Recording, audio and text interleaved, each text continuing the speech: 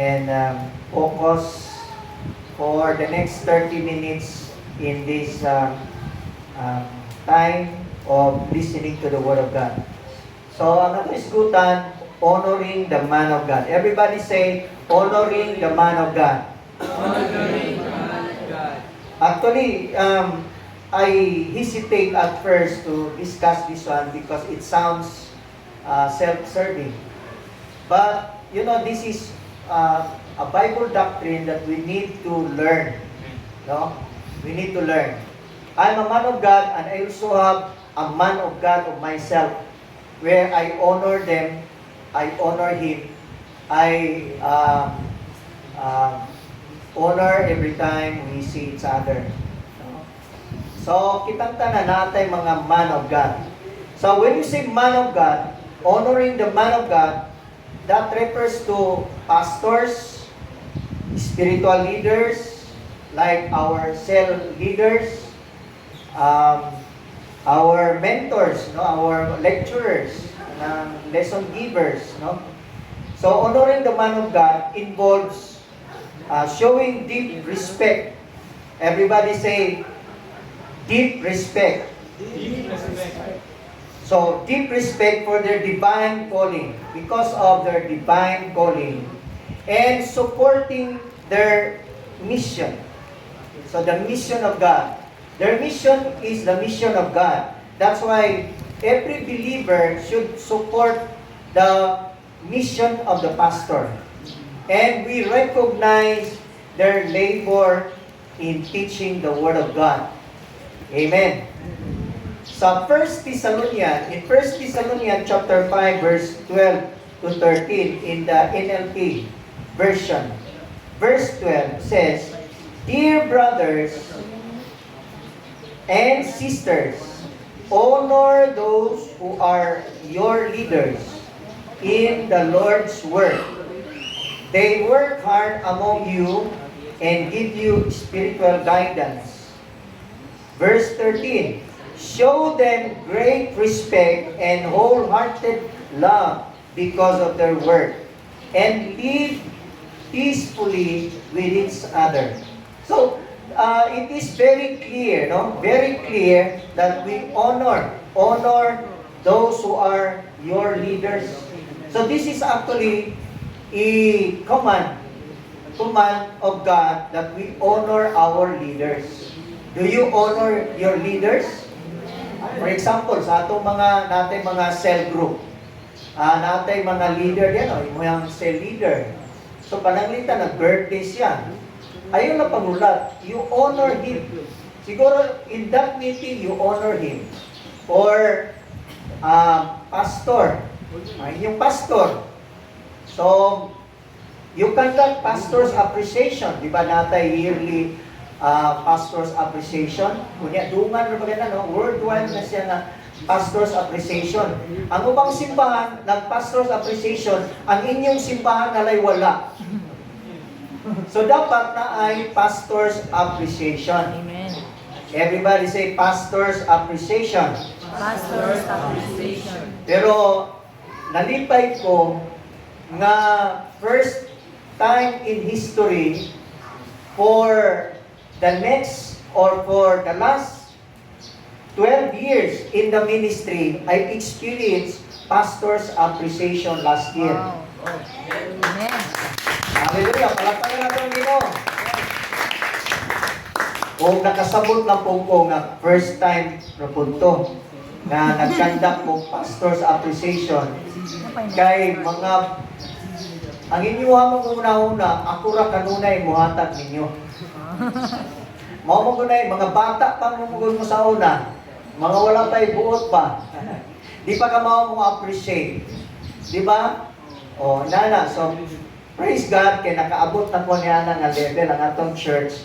Nakaabot na niya nga level nga doon natay pastor's appreciation. So, ingon siya, show them great respect, no? Everybody say great respect. Great respect. How do you show your great respect to your pastor, to your cell leader? No? Usay, Gwapo ni nga kultura nga itong na kuwan diri nga kamong tanan, almost all of you mo amin sa kuha except for Brother Edwin kay mas itaran man ni nako. Pero mo amin maginis Brother Edwin nako. Sigurado yun nako mahatag yung 500 kada amin. Hallelujah. Praise God. Pwede po. Dili, dapat yung kamuami kay magulang pa man po. Hindi mo. Praise the Lord, no? So, why do we honor our pastors and our spiritual leaders? So, in our case, sa atong church, natin mga leaders din, no? O, di ba na yung mga Bible teachers ninyo, mag-lesson ninyo? O, panghatag po mo nila. No? Panghatag po. Dili lang kwarta. Pastor, bawal din ang kwarta. Bribery, mga dili na bawal ay. Dili na bawal. O kwarta, di malipay po na siya. Mag-remove ka ng bookmark ba, ano? Ihatag sa imuhang Bible teacher, imong lesson teacher, sa imuhang cell leader. Kanilitan si Gino, dagan man yung disciples, no? Sa inyong cell group, dapat naamoy leaders appreciation. Amen ba, Stephanie? Bantay ha? Then i-show dahil ninyo, mag-picture dahil mo, na namoy cell leaders appreciation. Ano na, dapat na, nanong gitudlo na ako ni, kay gusto na ako ni, nga ma-institutionalize kini sa atong simbahan o mahimo ning right culture. Everybody say, healthy culture. Healthy culture. Na, okay, why do we honor our pastors? Because we honor them because they are viewed as our spiritual gift from God. Oh, mga dasa nga sila. Everybody say dasa. Dasa. So Ephesians chapter 4 verse 11 to 12. Verse 11. Now, these are the gifts Christ gave to the church. The apostles, the prophets, the evangelists, and the pastors and teachers. Verse 12. Their responsibility is to equip God's people to do His work and build up the church, the body of Christ. So everybody say, these are the gifts. These are the gifts. So, kini atong pastors, kining mga magsasangyaw nato sa pulo sa Ginoo, kining mga evangelists, prophets, apostles, pastors, and teachers are the gifts of the church. Di ba? Gasa. Gasa na sa atong simbahan. Na kung gasa, how do you treat your gifts? Pananglitan, tagaan ta mo og sapatos nga branded. Unsa may imong buhaton, imo bang biya-biyaan na diya sa kilid? Ako gani nakadawat gani ko og kanang branded nga Adidas. Dili gyud mo makakita ana nga lantaray lang na diha. Why? Because I value it. Because it is a gift. So, in the same manner, or same is true with our pastors, because our pastors are our gift. Munang ato ng alagaan, ayo basta-basta na imuhang lipakon. Because the purpose of that gift is to equip you, to equip the people. Amen? And they hold impossible jobs that includes caring for soul. No? Imagine impossible job. Everybody say impossible job. Grabe, no? Imposible nga job. Anong imposible nga job? Ingon na ni Mangguna. Imagine ka lang yung pastor, graduate ka ng Bachelor of Theology, giantusan na niya eskwela. Unya, Pasuroy-suroy pa ninyo silang paguhon. Double course ang yang natiwas. Graduate na o kanang mechanical engineering technology. Unya, basta-basta ho ni, naka-snap. Kuya?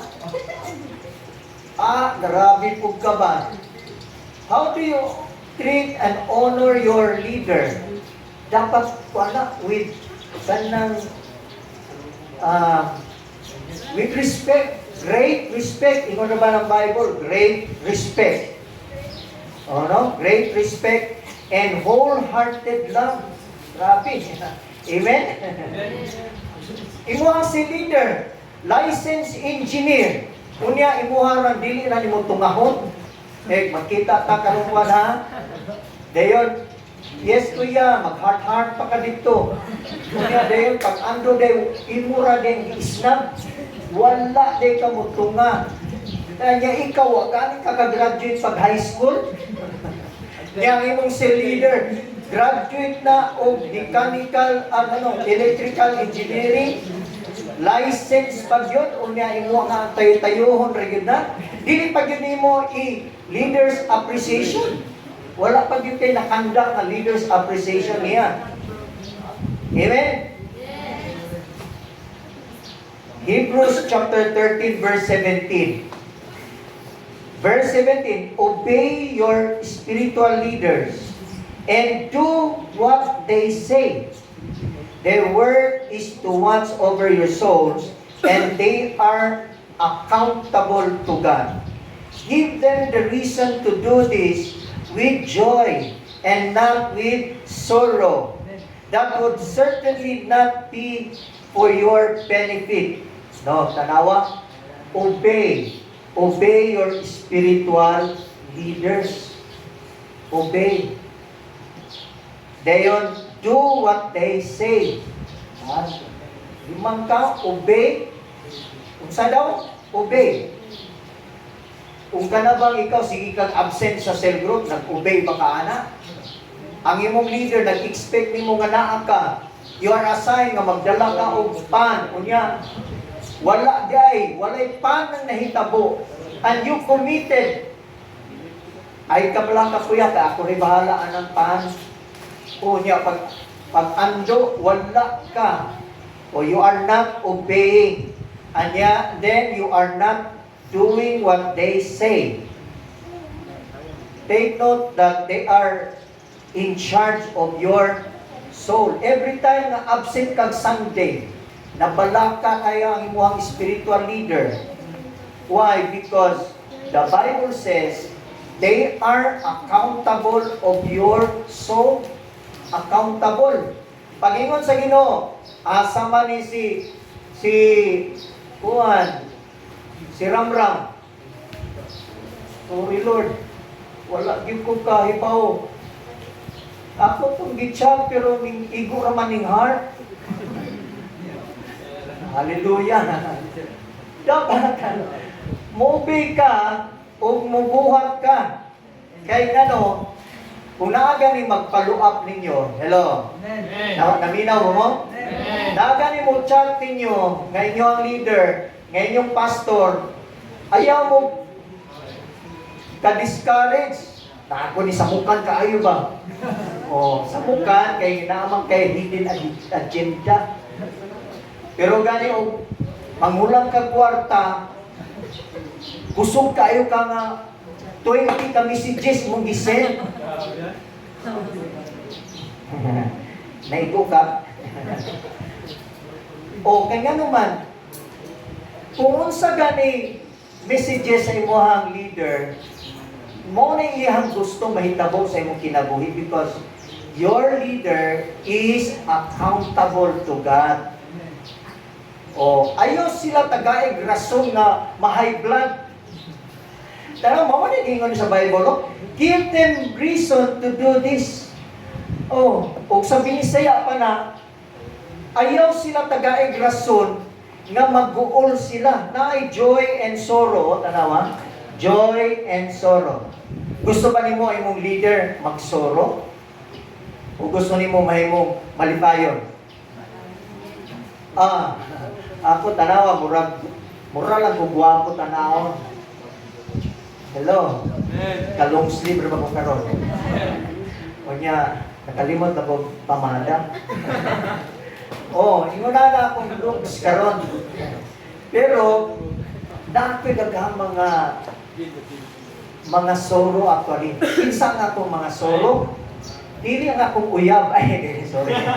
Ang akong solo, ang kanang mga wala makita dinhi. Mao na akong ginabaris-bahisan dinhi, Lord. Asa naman taon to si Lord? In the name of Jesus. Mangugat pag in the name of Jesus. Mutunga siya karon. In Jesus' name. Mao nang naata karon. Amen. Hallelujah. Pero ikaw, nga sige kang tumawag, you cannot in Jesus' name. Kaya nga naman, in Jesus' name pamangkanan ko, nabuhin ka pa man kaayo. Ang akong in Jesus' name, kanang kamatyo na kayo. Hallelujah. Muna nga, sige, sulayin yung absent. Di ba? In Jesus' name ka. In Jesus' name. Proverbs chapter 12, verse 25. Tanawa, mo ni mahitabo sa inyong leader kung nagpasagad lang mo. Worry weighs a person down. An encouraging word cheers a person up. Kung sa Binisaya pa ni, kanang kabalaka, maunay makapahugno sa usa ka tawo. Ay, wala ba? Hugno ba? Murag laay kayo, ilaay. Pero kanang, pastor, nindot lagi kayo na imuhang looks karon. Mo ba? Kuang po dahil ko. Dili, pastor, wala po may mga nagwapo ka. Ano mo lang sininaan. Di ba, may na lang. At least nag-appreciate ka. You know? Now, when was the last time you appreciate your pastor? Magwa ko kadungo. Wapo kayo, Pastor. Hallelujah. Muna, dapat atong ilabang atong pastor. Amen? Amen? Yes. Atong ilabang atong pastor. Kay labang inyong pastor mabackslide. Napay pastor na backslide? Nakadungog nung pastor nga na backslide? Daghan kayo. Wala man mabackslide pero ni undang og pagkapastor, nagnegosyo na lang. Kaya nga naman, walay help, walay upliftment, financial help gikan sa mga miyembro. Kamu mga dagwaya, sorry. Kamu mga dagwaya mo, bulahan ang igid mo kayo nga nakapastor mo og ingon ani. Gawa magsalig sa inyohang kwarta. Grabe ni pastor eh. Namuhiboy na po. Hallelujah, no? Okay. Kung kaya ang scripture magod, nag-instruct sa matag usa ka nato na mag-respect o mag-honor sa mga tao nga namuhat diha sa Ebanghelyo. Amen? So, mo na gingon ni Paul, oh, dear brothers and sisters, dear brother, honor those who are your leaders and in the Lord's work, for they work hard among you and give you spiritual guidance. Tanawa, kanang imuhang tungod kay nagdawat kang spiritual guidance. Nadato ka. Nakadawat kang wisdom, di ba? Mostly of my young people, 10 years ago, karon nausab lang ilang kinabuhi. Ang uban nahimo ng pulis. Wow. Ang uban nahimo ng maayo nagtrabaho sa factory. Ang uban nahimo ng Navy. Wow. Ang uban hapit na mahimong professor. Pero kinsa sila sa una? Mga walay mamagpapa, mga hopeless kaayo. Murag way paglaom nga maka-eskwela. But because they receive spiritual guidance, And they respect mo ng tawag na papa, mama. Hiro pa ka na po anak ha? Okay. So, ikaw na ana, pag makadawat kag spiritual guidance, mausab ang imong kinabuhi. So, kanang mga batan-on diri, ayaw mo bulag kay, kung mubulag mo sa inyong pastor, that's the end of everything. Goodbye yesterday. I'm living in the light of the new day. Okay. Tagata mo mga, ganahan mo yun mong kuano. Hindi lang po basta-basta mo honor o pastor. Dapat na ay mga benefits. Sige, tagata mo mga benefits when you honor the man of God. Wow. Do you like benefits? Of course. Kung nila pa, of chores. Okay, number 1. This is, number 1 benefit of honoring the man of God. Attracting divine favor. Everybody say, attracting divine favor. Kapahinay kayo. Attracting divine favor. Go. Attracting divine favor. Don't you know that when you honor the man of God, that will attract favor, divine favor in your life? Wow. I remember sa istorya ni Benny Hinn. Diba mo ni Benny Hinn? Diba kanang pag tumba na yun, no? Nakita mo na sa video? Grabing power na sa Holy Spirit. Ako galing nga, 1, 2, wala ganyan tumba. Pero don't you know how Benny Hinn acquired the anointing of God? Ang iyang gibuhat, taga-alsa na siya sa attache case ni Maurice Rolo.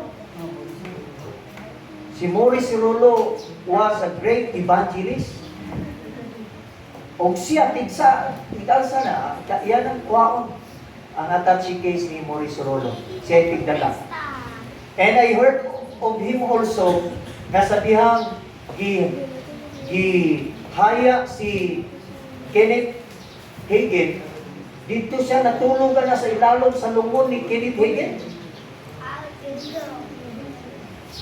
That's why he has that anointing today. Si Benny Hinn. Mabito ni si Macmanot. Kaya ba ko sa motibo ni Macman? Gusto niya nga, kaya po ang akong passion kay mutubo man ang simbahan. So, ang iyan ko, Lord, ako po, mutubo ko lang akong mga miyembro. O nang, okay naman, sakto din naman. Wisdom na siya, wisdom. Hallelujah. Amen? Honoring the man of God aligns you with divine order, which invites God's favor, God's blessing, and God's breakthrough sa imong kinabuhi. So, pag naakay pabor sa Ginoo, no? Pabor na. When you honor the man of God, you will gain favor from God. Amen? Imagine, gasa na siya ang man of God nimo, gasa na sa church. And then if you honor him, then you are attracting God's favor in your life. Grabing pabor, no? Nganong pabor man? Dunay ang imong kinabuhi will gain divine order. Everybody say divine order. Divine order. When you say divine order, signifies that everything operates according to a purposeful sovereign plan, no? After bringing peace, balance, and alignment, no? Divine order. Ang imong kinabuhi will acquire divine order. Kung sa man ang divine order, you are living according to the purpose of God. And when you are living according to the purpose of God, you will have blessings, you have breakthroughs in your life. Tanawa ra gud og walay divine order ang imong kinabuhi. Di ba? Hastang imong gender, nalibog ka na. Lalaki ka pero duharay pilihan ha, nalibog pa yung ka. Unsa mo yung ko? Lalaki ko, natanawa, wa ka kakita niya ng imuhang kuan nga lalaki man ka, nya nalibog pa ka. Why? What's the reason? Because you have not acquired divine order in your life.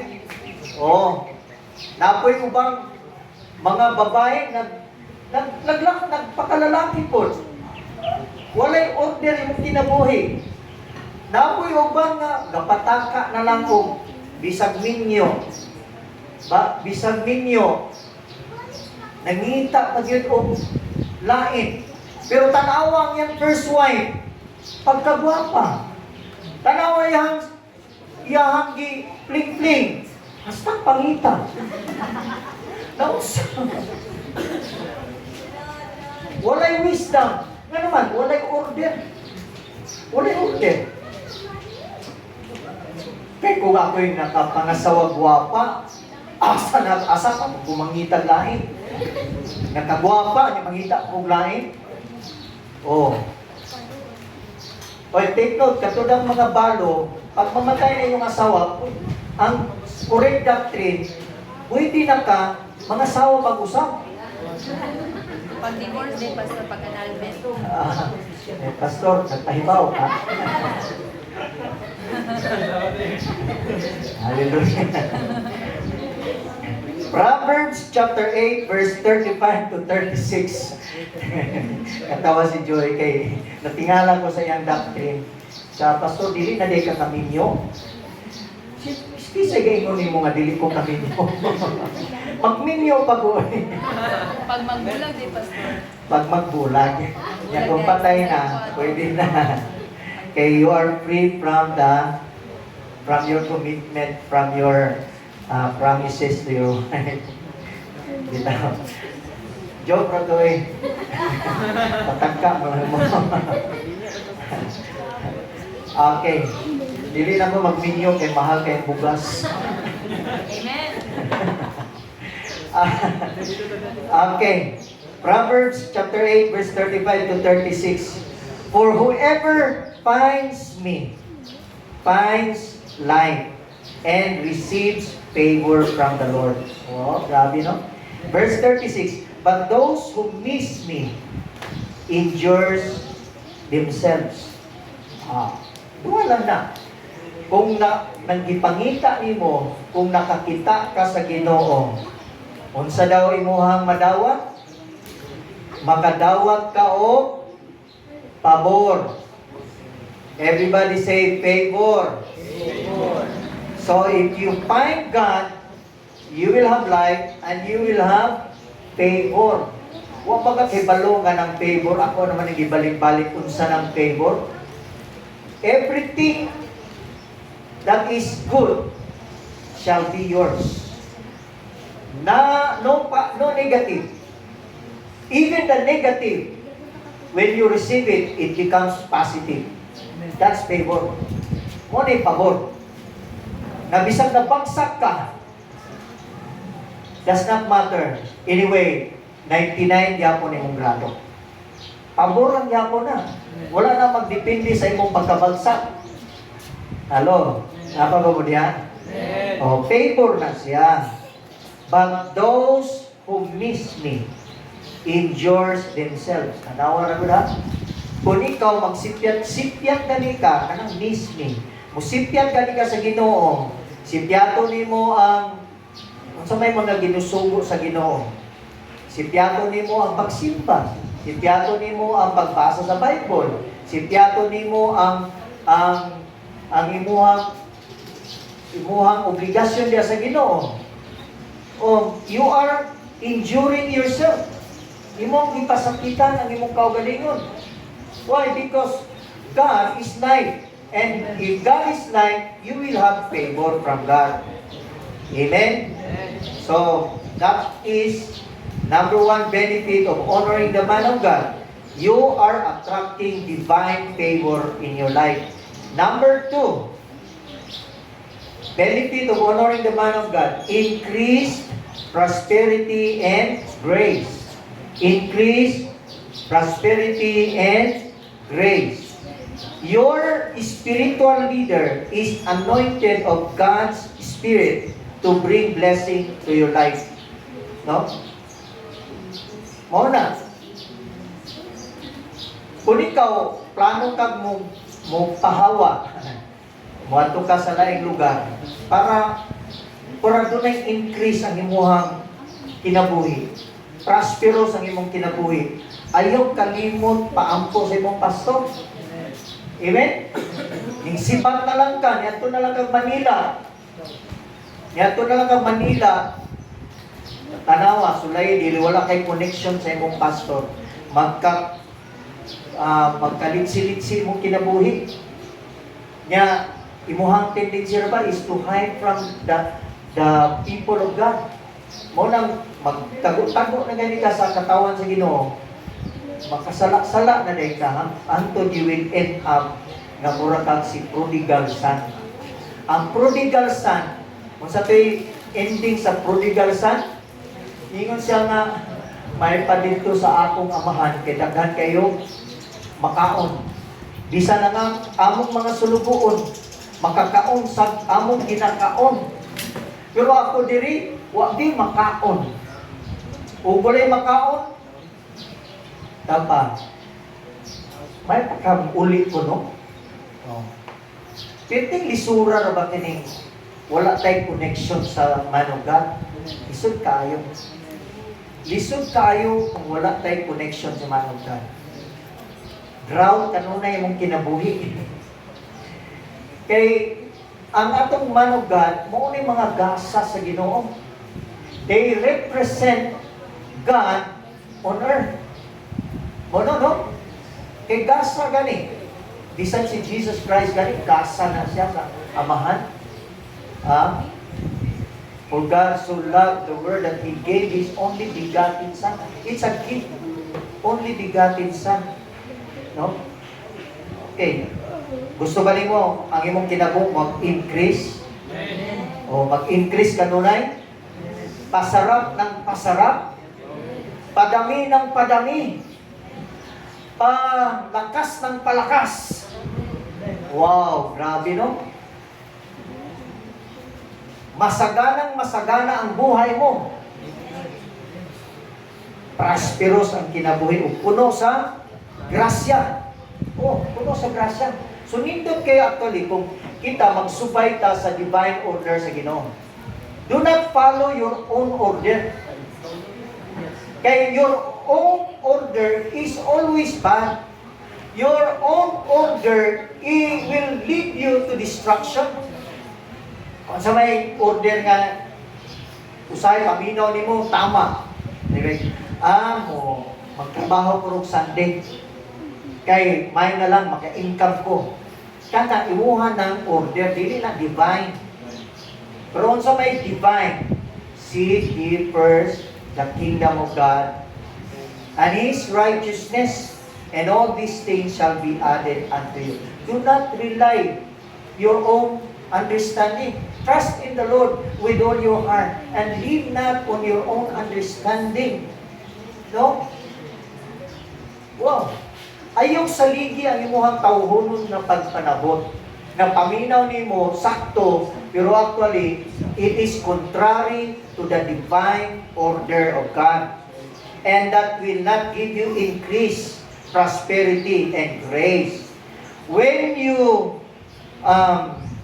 connect to the man of God, you automatically attract God's favor, God's honor. God will take you from where you are to where you ought to be. That's the result when you connect to the man of God. Dapat ikaw, believer ka ni Jesus Christ, believer ka ha, take note, everybody say believer. Believer. Pag believer ka gani, you believe that Jesus Christ is your Savior. He is the Savior of your soul. Dapat na kay man of God. Dili pwede nga fly by night believer ka lang. Pwede ra ka nga simba diri sa royalty. Then dito na po ka simba sa Abundant Life. Dito na po ka sa New Life. Pulos mga life na siya. River of life. Na ako'y rivers of life. Ang royalty ra walay life. Royalty man. Napaday life na siya. Pero, diri sa royalty, natay life na gituhuan si Jesus. Wow! And royal ta, mga dato ta diri. Amen. You are a royal priesthood, a holy nation, and a chosen generation that will show forth praise and worship. O, mo na imong mission sa Ginoo. Kung saan pag-show nimo nga kanunay ra man ka absent, kung saan pag-show nimo nga dili mga kanunay, dili ka believer sa Ginoo ba? Kung saan na dili ka believer? Ning believe lang ka nga si Jesus mo na imong manluluwas, pero wala ka motuo sa iyang mga instruction. Unsay gingon sa ilang, dear brothers and sisters, honor those who are your leaders and obey your spiritual leaders. Do what they say. Oh, hallelujah. Inani, ito sa simbahan ng family. Ang pastor's job is to take care of his church. Diba? Take care. I declare na kining pag-uli na ako sa Israel. Matali ka Israel, Pastor? Wow. Ikaw ay blind. Pag-uli na ako, mapisamihan na niba? Amen. Kalakpaton mo. God.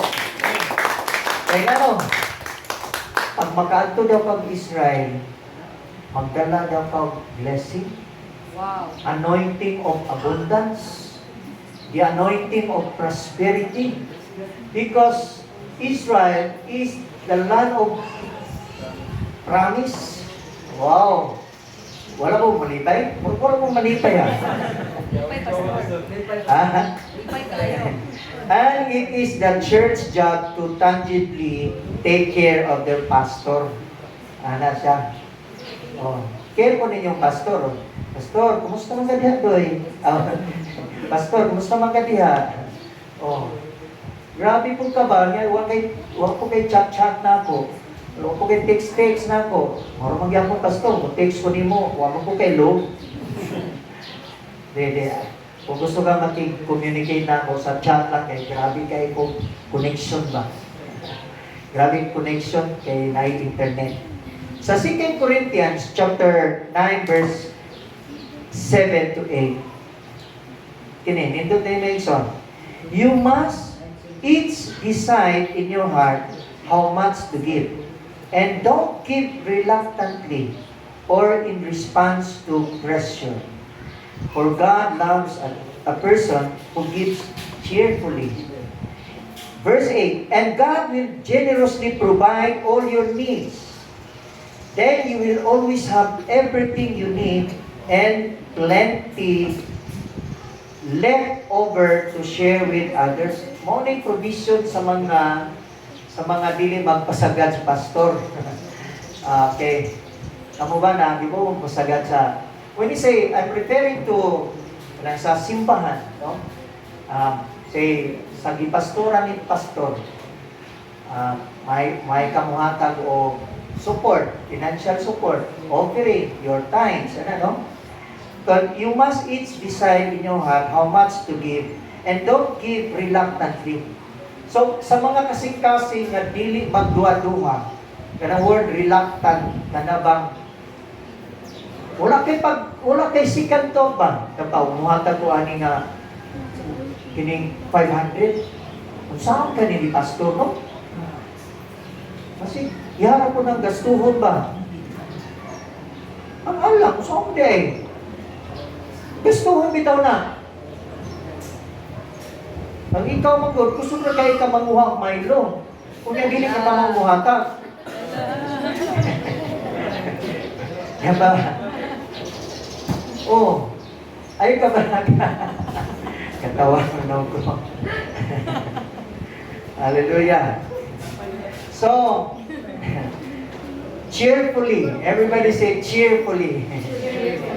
So, kung ano nga itong pag-support sa atong simbahan, sa atong pastor, dapat cheerfully.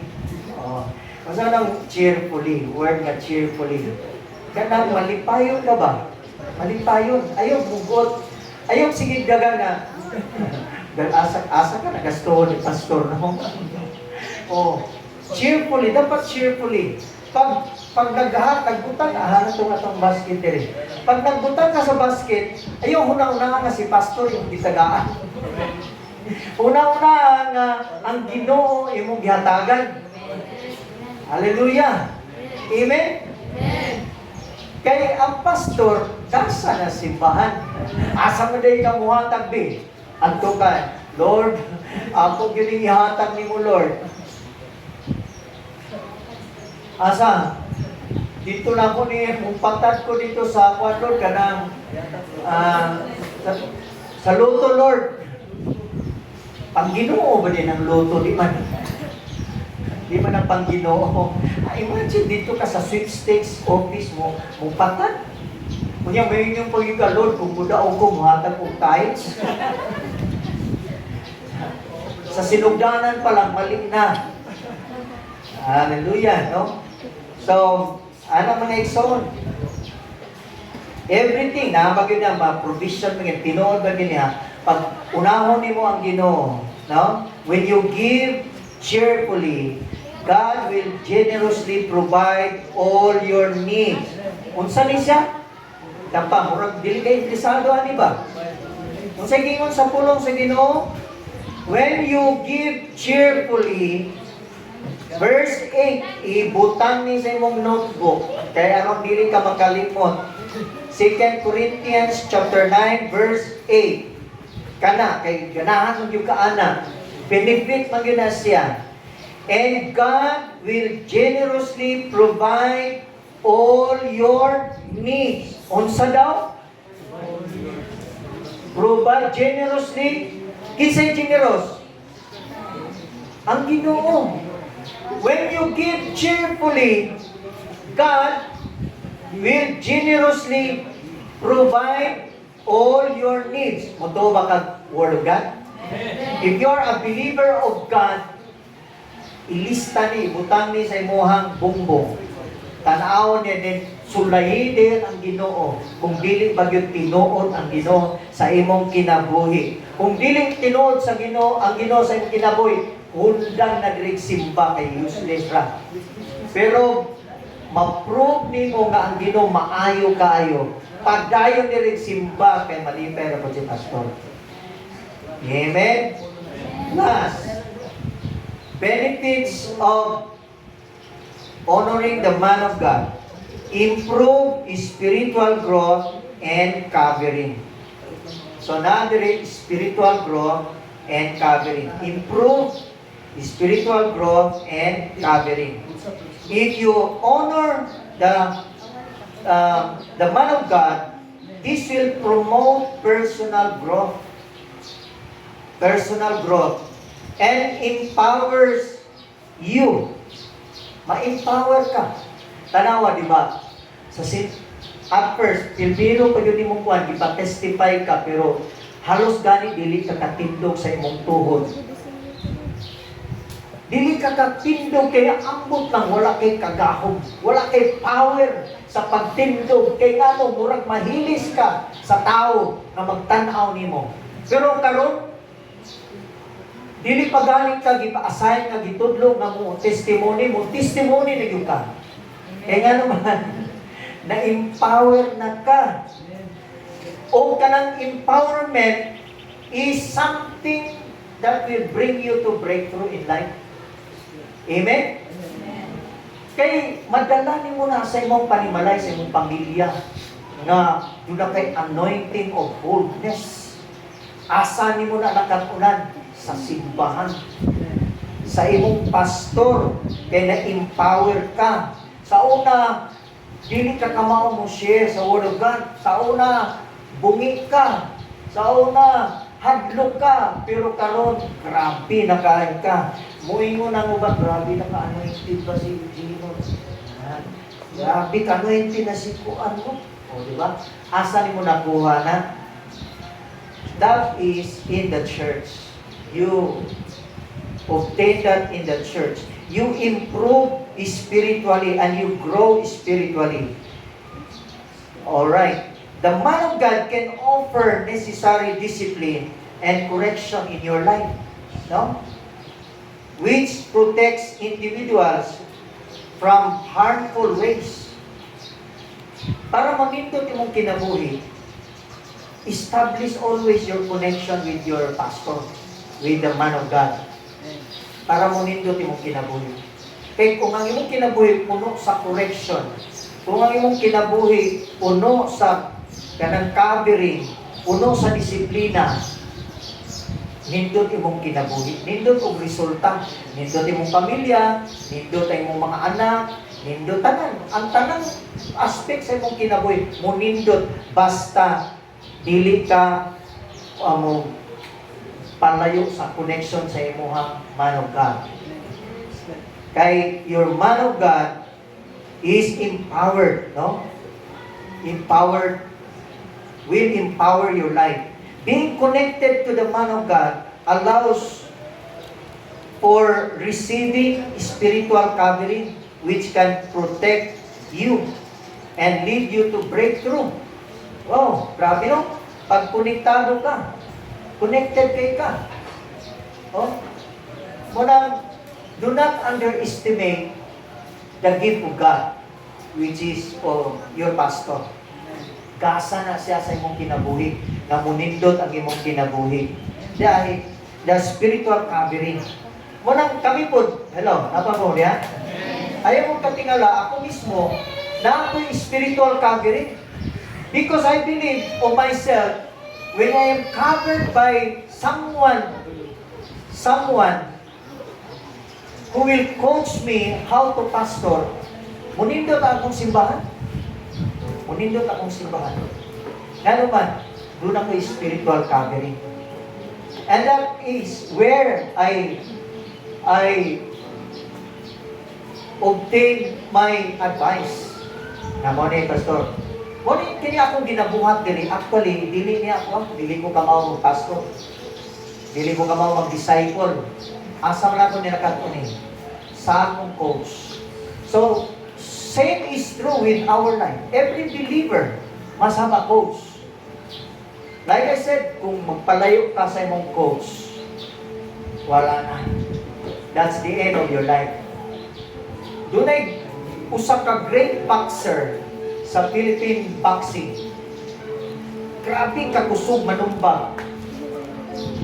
Grabe ang speed niya sa pagsumbag. Grabe ang iyang kanang skill sa tiil. Pero wala gid siya mahimong Manny Pacquiao. Why? Ang nahitabo, sige siya kasilo sa iyang coach, nagpalayo siya sa coach, and because of that, that was the end of his career. Look at Manny Pacquiao. Pwede na unta niya si Boboy Fernandez. Pwede na, tama, samong kagita. Pero don't you know, nagsugod ang boxing career ni Manny Pacquiao through Boboy Fernandez. And Manny Pacquiao was introduced to the great coach in the US, si Freddie Roach. O si Manny Pacquiao na himong 8 division champion. I guess it is not because of himself, but it is because of coaches. Manny Pacquiao was surrounded with coaches. Surround siya mga coach sa iyang kinabuhi. That's why he becomes the 8th division champion. No one can supersede the performance of Manny Pacquiao. Sa imong kinabuhi po, no? Walay makapildi sa imong kinabuhi. Not even Satan can topple you down because you have a great coach, your pastor, who is so concerned of your life. That's why, because your pastor is always accountable of your life. Unsa man ka, unsa man day ka, nganong yung gilakan man yung ka sa imong pastor. Nganong mangita man gyud imong pastor, kinsa man ka, nakalabaw ka sa iyang kinabuhi, ug achievement nga mawili sa nimo. Ngano ka, graduate ka o mga DD o PhD na pangitaon yung ka sa imong pastor? Wala may naday mong kinabuhi. Mao nang pangitaon ka sa imong pastor kay gusto sa imong pastor na mahimong naay nada imong kinabuhi. Because your pastor loves God and He loves you so much also. So manindot kang kanan son, laygo ng Diyos. Blessed be the name of Jesus. Blessed be the name of the Lord. You are worthy, Lord God, of all our praises. Thank you, Lord God, because today we hear this special message, Lord, of honoring the man of God. And why we honor the man of God and the benefits of honoring the man of God.